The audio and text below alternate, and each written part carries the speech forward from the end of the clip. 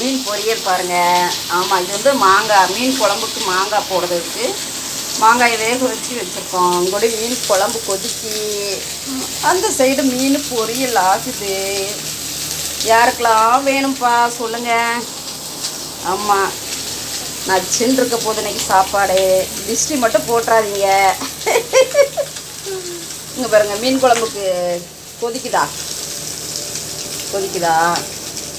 ஆமாம்மா, நாங்கள் எப்படி வைக்கணும் பாருங்கள். நீங்கள் எப்படி வைப்பீங்களோ அது எங்களுக்கு தெரியாது. நாங்கள் வச்சுருக்காங்க வரமல்லி, சீரகம் எல்லாம் போட்டு அரைச்சி விட்டு, தேங்காய், தக்காளி எல்லாமே பச்சை வீட்டில் அரைச்சி விட்டு வைப்போம். ஆமாம், அங்கோடி மீனை எல்லாம் விரவி வச்சுருக்கோம். இதில் மிஸ் பண்ணுறதுக்கு சரியா போடுவீங்க மீன். சரியா, வாங்க சாப்பிடலாம். ஓகேவா? ஆமாங்க.